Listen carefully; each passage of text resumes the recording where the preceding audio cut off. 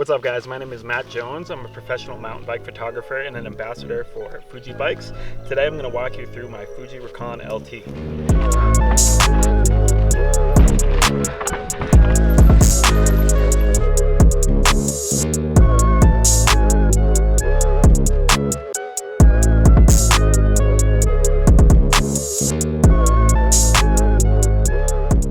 This is pretty much a ground up build. I built this to be a great enduro racing bike.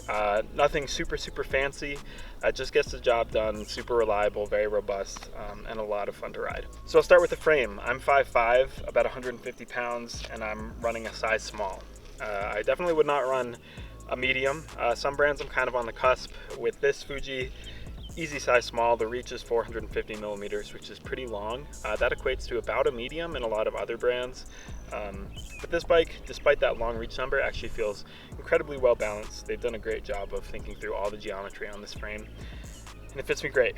I'm running a Fox Factory 38 at 160 millimeters. Probably going to upfork that a little bit to 170 millimeters this summer for the bike park, but for most trail riding that I do and most racing that I do, 160 is a pretty happy number for me.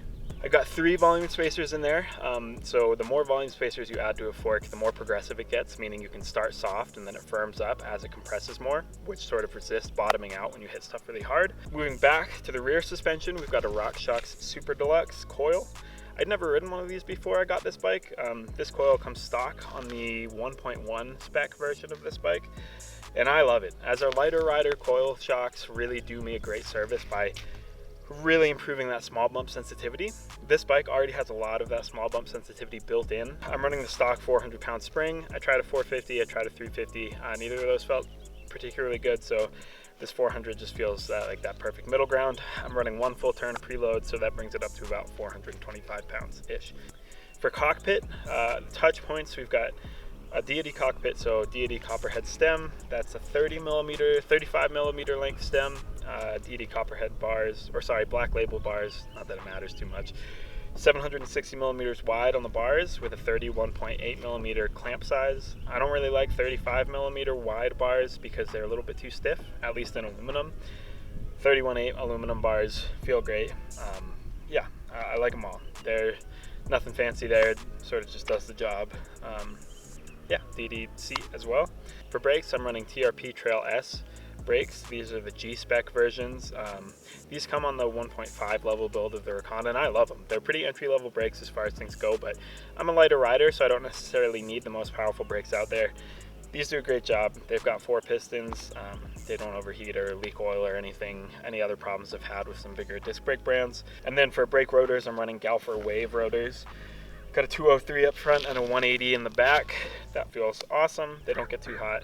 Just a great brake rotor. For wheels, I've got Industry 9 Enduro S rims, and those are laced to Industry 9 101 hubs.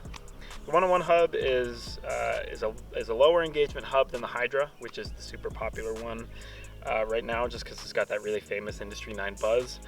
These have a little bit less of that buzz because it has fewer points of engagement, but I've noticed that with some of those really high engagement hubs, you get a little more feedback through the pedals, just because you're getting a little more pedal kickback as that rear suspension moves. It's engaging your hub slightly and pulling on the chain, which results in a little bit more of a skittish sensation through the pedals as you're going through really rough stuff. So I sort of like this middle engagement ground that the 101 hits. That's it. That's my Fuji Rakan. I hope you all enjoy.